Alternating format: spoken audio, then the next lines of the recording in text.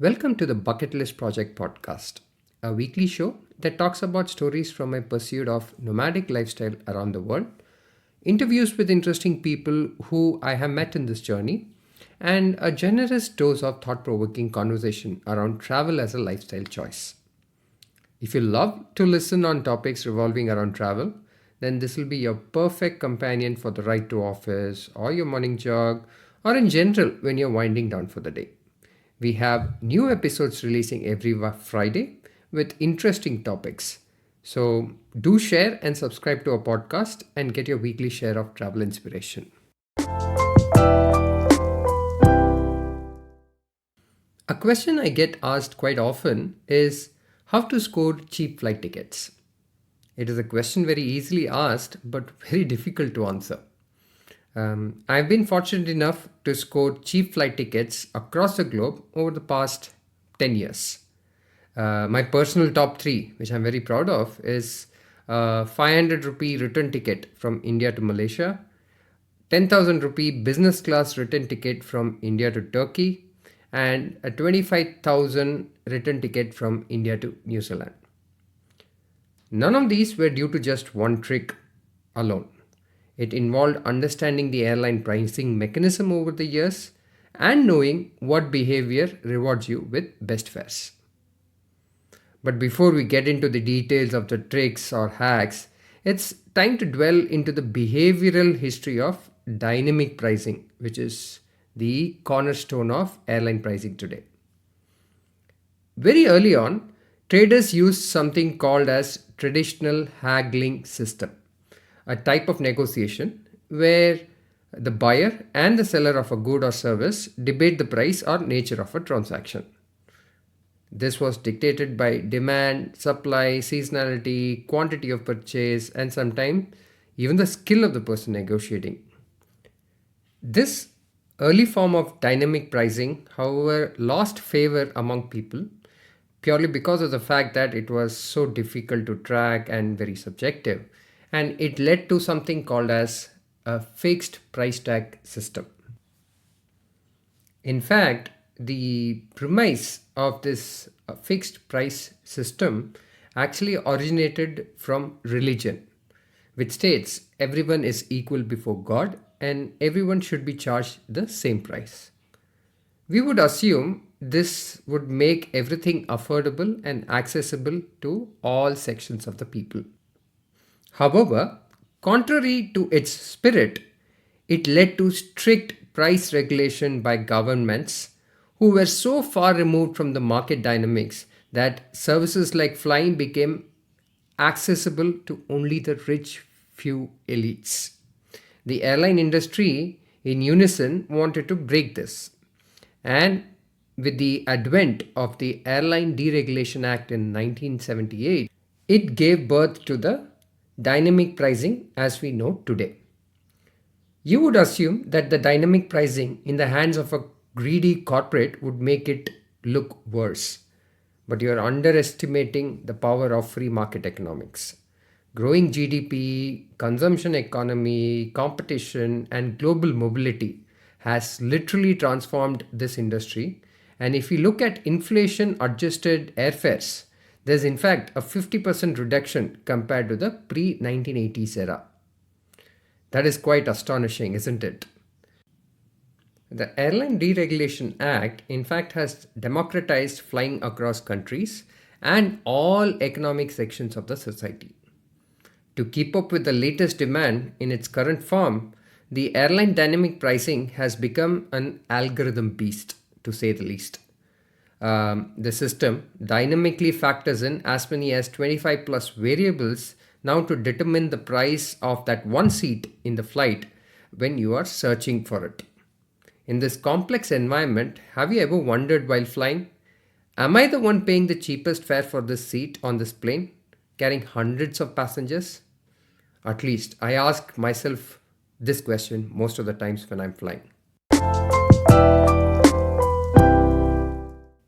I'm Srinath Shankar, your host, a Party Master scuba diving instructor, co-founder of Pick Your Trail, India's fastest growing leisure travel brand, a digital nomad, and a slow travel proponent.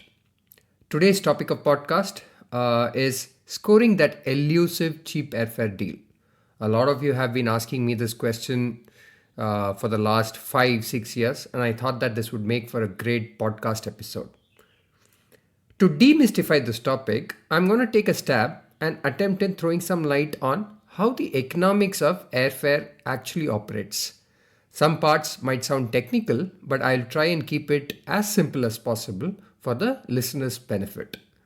But before we get into this, I wanted to set some basic ground rule. If you're somebody who is very specific in your choice with respect to date of travel, airline brand, cancellation terms, last minute booking, then this podcast might disappoint you. Travel is all about being flexible, right? Why don't you loosen up a bit, and who knows, you could score your cheap airfare? The second disclaimer I wanted to put forward is that this podcast is not a credit card points redemption hacks tutorial. In India, unlike US, the credit card points economics are not lucrative enough or limited to a very small section of audience and cards. I have not been a big fan of it generally, as it requires a lot of credit card spends or requires joining fees or very long tenure to fulfill the dream of a free ticket. So, shall we get started? I'll begin with dissecting the components of an airfare. Like any other product pricing, an airline fare is a combination of multiple fixed and variable costs. Actually, there are four large components that exist. I'll go one by one. The base fare. It is a variable component of an airfare determined by the flight's departure time, departure date, popularity of the route, seasonal demand, type of aircraft, and flight occupancy. This is a highly dynamic component of airfare and also has the most complex algorithm setting the price. The second one is the fuel surcharge. Originally in Spirit, this fare component was added for airlines to recover the variable fuel cost due to the fluctuating nature of oil prices. But in its current avatar, it is not just the fuel price but also competition, aircraft operating cost, and government regulations that dictate this component. This is generally expected to move in the similar direction of fuel prices. The third one is the airport fees and taxes. This is almost standardized and fixed by airports. In India, you will see that all the airports have a very similar fees, barring a few hundred rupees here and there. However, outside India, this fee is very, very different between, let's say, a low cost hub and a full cost hub, such as the two airports you have in Kuala Lumpur and in Bangkok. And if you take a region like Europe, you would see that Switzerland has a higher airport fees and tax compared to, let's say, a Paris or a Rome or even a Amsterdam. As a thumb rule, they form a very small percentage of the overall airfare, unless you're flying domestic, where the percentages could be higher. And the final fourth one is the carrier imposed fees. In the age of services and add-ons being decoupled, this is a fairly good chunk of airfare component, wherein the prices of additional conveniences that you're opting on would be added here. Typically, these are additional baggage allowance, cancellation flexibility, loyalty points being accrued at a higher rate, upgrade flexibility, and seat selection in general. So we've discussed about the four components that comprise a airfare, right? The secret of a cheap airfare essentially is hidden in the complex algorithms of these four components. But don't worry, you can still get the better of it if you're able to study the patterns and passionately spend time collecting information. In fact, for me, it is a weekend hobby. I continue to study and classify airfare trends and announcements for my consumption, and it probably takes up like 1 hour of my time every week. Let's break down each of these components one at a time and give you some tips in terms of how you can also do the same. All right. Okay. So let's start with the base fare. All right. Think of base fare like a collection of multiple champagne glasses which are stacked like a tower, which you see in weddings. In airline parlance, these glasses are called as RBD, which stands for Reservation Booking Designator. All right. A particular number of seats are allocated to each RBD class and they are ranked from the lowest to the highest price for the same economy seat. The lowest fare RBDs are generally limited in count. They are at the top of the pyramid and they get filled first. Our aim when we are scouting for the cheap airfare is to grab the lowest RBD fare before it runs out. All right. In airlines terms, these RBDs are called Class L, Class S, and Class T for economy, Class I for business class, and Class P for first class. So, how do I generally score these low RBD fares? Number one, I sign up for airline newsletters. I know that it is going to spam your inbox, but you can filter with the keyword sale or promotion so that only such emails grab your attention. But why airline newsletters? Because they are generally the first source of information when these low RBD fares are announced. Airlines, they call them promotional fares or seasonal sale. All right. And that is what you will see in the email as well. So what I generally do is I casually peek into my inbox, once in a while to see if there's any such new update that has come. Over a period of time, I have observed a behavioral pattern of many airlines and when they do it. A common observation, let's say for example, a Middle Eastern airline. They do it around December to beginning of Jan for their summer season sale. And somebody like Singapore Airlines, they do it twice a year, once in July and once in November for their winter and summer travel respectively. But if you also sign up for newsletters and with as many airline newsletters that you sign up for, you will start gaining insight in terms of when each airline is actually announcing their lowest RBD sale in the website. Standalone, this sale announcement information by itself is not necessarily useful. Why? Because getting the exact date and routes where these fares are available is a very, very difficult exercise. But I'll let you in on a secret. Most of us will be searching on airline website, we'll be searching on, let's say for example, Meta search engine or even Google Flights, right? Thankfully, there is something called as ITA Matrix by Google, which is such a powerful tool to get this information very easily. If you go to that particular website, which is ITA Matrix, you can choose your departure destination, say for example Chennai, and you can choose multiple arrival destinations. Like if you're going to Europe, you can input all the cities that you're potentially visiting. Further, you can also choose flexible dates and duration of visit in the input field. What it does with this is that it gives you a calendar with all the cheapest tickets available for the permutation that you have given as input. So let's say for example you have given from Chennai and you've given Paris, Rome, Amsterdam, London, all of these are as your arrival destination in Europe or UK. It will check all of these routes and it will also check for the window of dates that you have given and for the duration of the travel that you have given. And after all of that research and all of that search, it will be able to give you which are the dates where you have the cheapest airfare available. A lot of times, it is my favorite time pass just to study competitive landscape of airlines and the pricing trends using this particular tool. So even when there is no sale information available, you can generally use this tool to get the cheapest ticket available at that particular moment. It is way more powerful tool than any of the OTAs or meta search engines for the aviation geek. Now the third step, once you have found the cheapest airfare, is to actually lock it in and then finalize your plan and finalize your leaves. Generally, what I do is I try and block the airfare either directly with the airline or with the travel agent that you're working with. And it gives you anywhere between 48 hours to even a week so that you can firm up your plans and then go ahead and book this.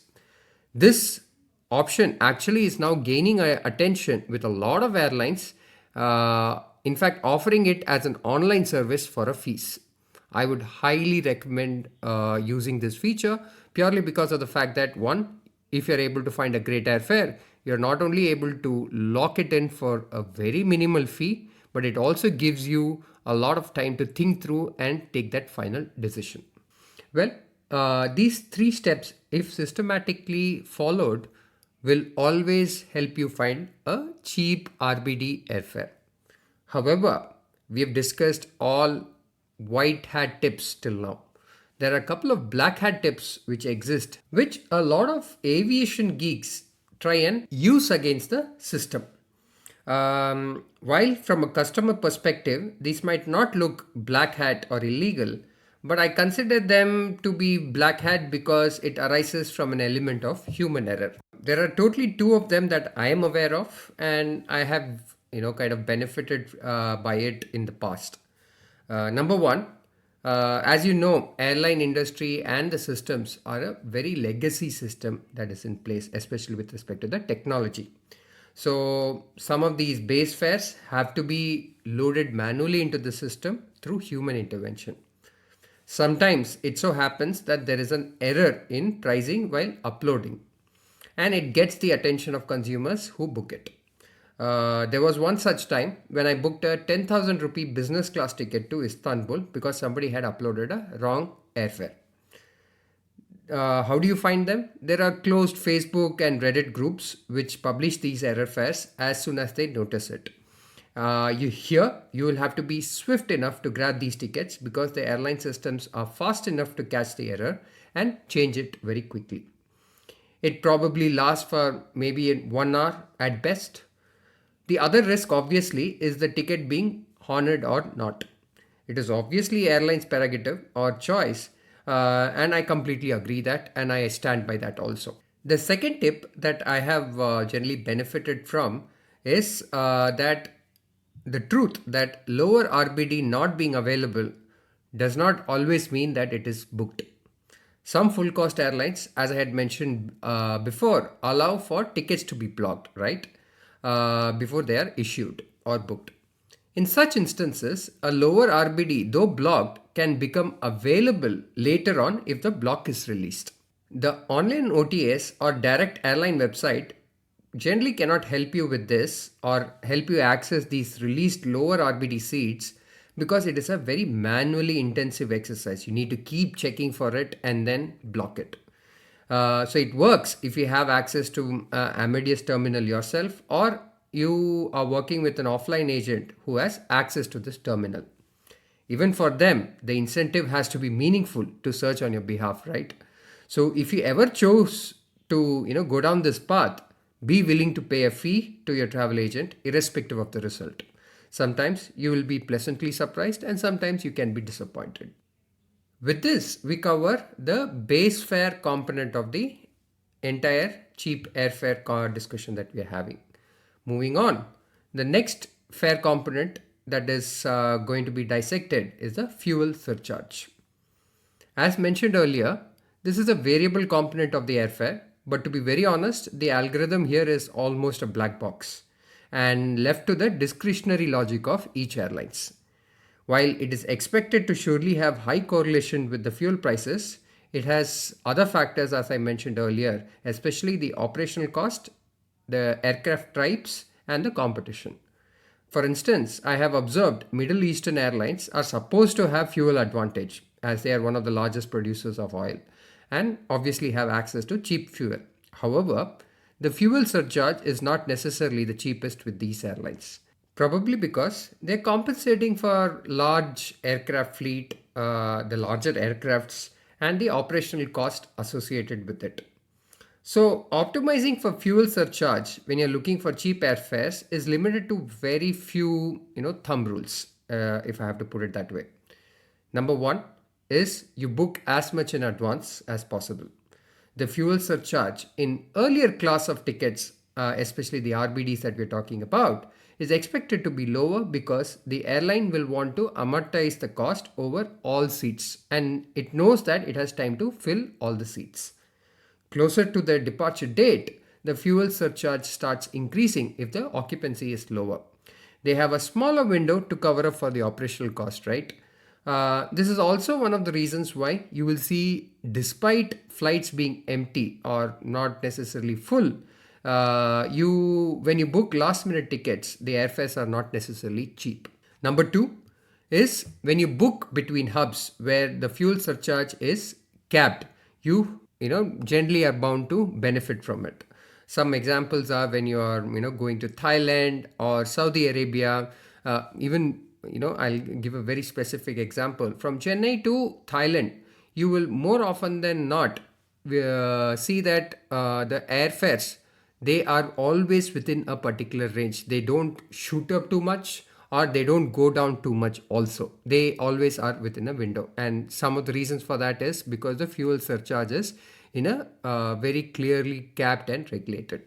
To be very honest, I've never tried optimizing for this section of the airfare.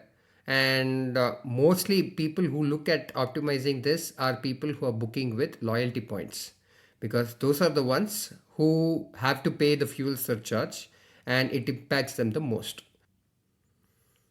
Having said that, this component also has a black hat tip because there's an element of system error that is possible. There is something called as a fuel dumping, which results out of complexity of the fuel surcharge algorithm. Let's say you want to travel from Chennai to Paris and return from Paris to Chennai. This return ticket will have a fuel surcharge component in the airfare, right? However, if you add a third leg to this ticket, let's say Chennai to Colombo on a later date after you've returned from Paris, sometimes the algorithm gets confused and takes the lower fuel surcharge of Chennai to Colombo, thereby dumping the entire Chennai Paris segment fuel surcharge. You will have a cheap airfare from Chennai to Paris and you can leave out the Chennai to Colombo as a no-show. How do you find such segments? To be very honest, it is quite an intensive exercise to do as an individual. But there exist again few Facebook and Reddit groups, and in fact there are certain startups which offer this as a service. Once you sign up with them, they keep publishing weekly such fares if it arises, and if you find anything interesting, you can go ahead and book it. But remember the disclaimer: the airlines can always choose not to honor it. But in my experience, 9 out of 10 times, mostly the airlines go ahead and honor this because these are very limited and rare cases. Then moving on, the third component, which is the airport fees and taxes. Remember, I mentioned earlier, this is almost a standardized component of airfare globally, and it has very little scope of optimizing. The only tip I generally give people is to see if you have an option to land in an LCC airport compared to a full cost airport. Example which I mentioned earlier is Bangkok or Kuala Lumpur. Finally, we come to the carrier imposed fees. This is an interesting aspect and is a gray area for me. There are certainly certain points where I'm never looking to optimize for cost, and then there are certain aspects where I honestly don't like paying more. Let's look at them one by one. Refund policy. I generally book non-refundable tickets. You might ask, say that it takes away the flexibility from you, and what happens in the case of something unfortunate happening. Remember, I said that I use the block feature very extensively. So almost always I block my tickets and keep extending the block for as long as it allows. This gives me the benefit of a free cancellation ticket and the price advantage of a non-refundable ticket. The second one obviously is the baggage policy. If baggage is an additional cost to the fare, then as a thumb rule, we travel only with hand baggage if the trip is 4 to 5 days, with one check-in baggage for both of us if it is a long trip, and if it is really long trip like how we are doing right now, then we actually look to optimize for the base fare itself through RBD class, which gives maximum baggage. Then comes the seats. I'm always willing to pay a premium for additional leg space because with my knee condition, it becomes a problem during air travel, especially if it is a long flight. Meals, not a big fan of airline meal, so especially when we have to pay for it, we prefer to carry our own food when required. Priority boarding and baggage, mostly with the seats that we book, we get this as a free benefit, which is a great thing. With this, we have covered all four components of the airfare. And as I said in the beginning of the podcast, scoring a cheap airfare is not a single trick or secret. There are multiple moving parts as we discussed. And over a period of time, you will understand how the system works. And in fact, you will get better at catching the signals to score that flight deal you always dreamt of.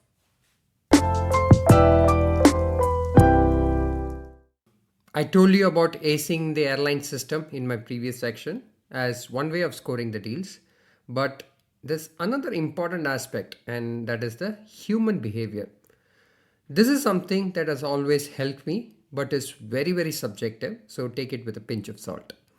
It may be applicable for you or not, but nonetheless, I felt it is worth sharing with the listeners.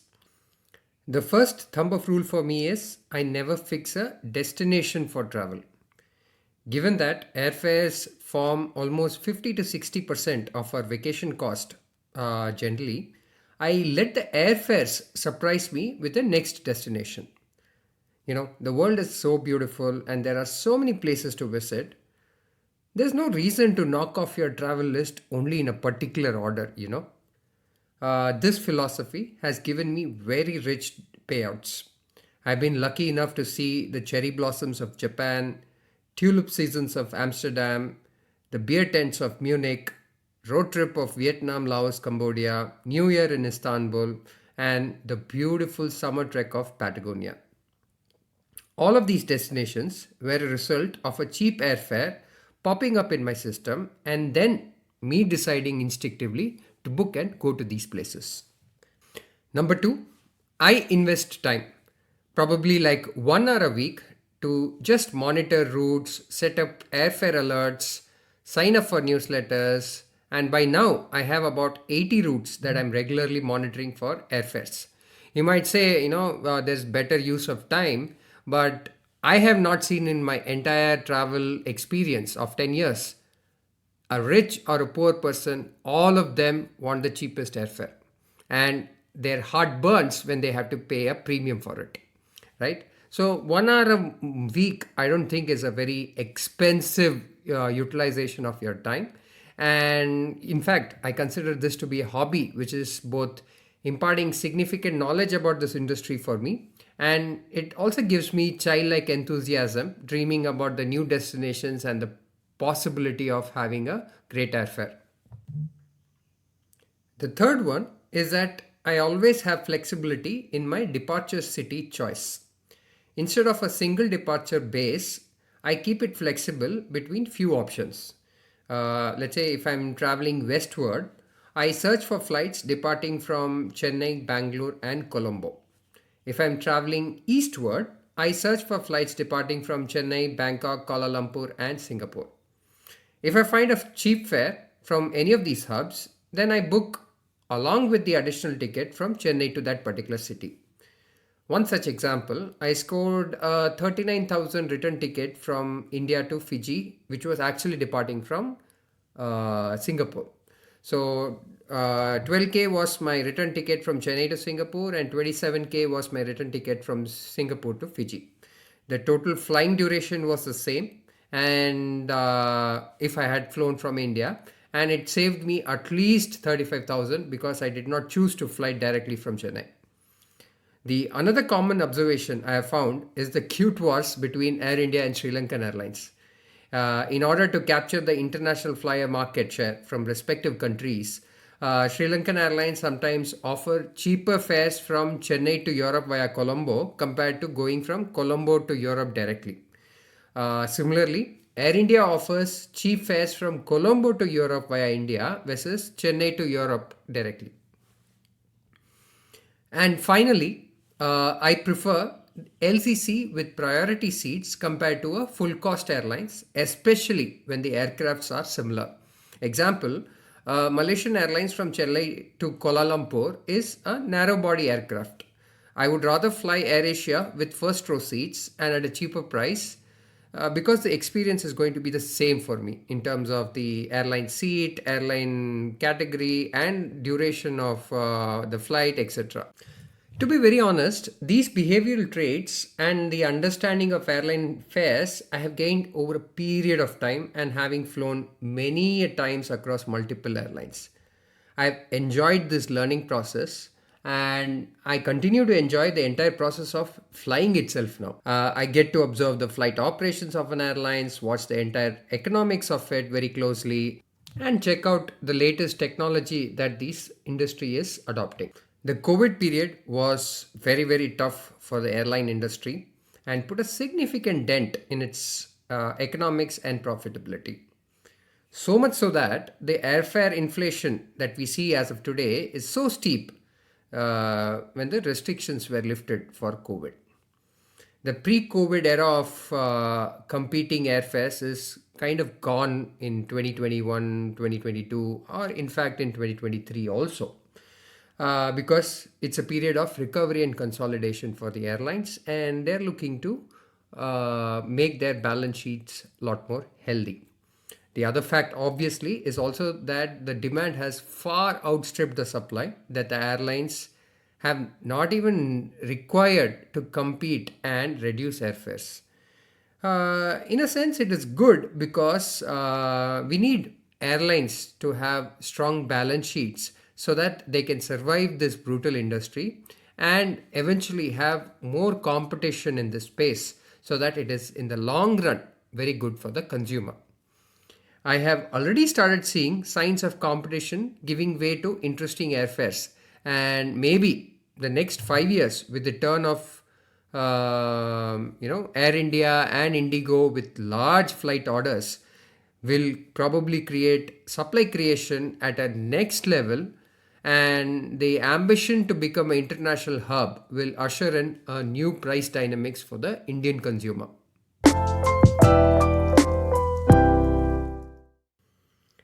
This wraps up the episode of Bucket List Project podcast. Hope you enjoyed this episode and the conversation around cheap airline fares. Do you think this has educated you in the right direction, and do you feel excited to continue to track airfares? If yes, I think I have done my job well. If you liked what you listened to, then please do subscribe to our podcast, which is available both in Spotify and Apple. See you next week, and until then, have a great time.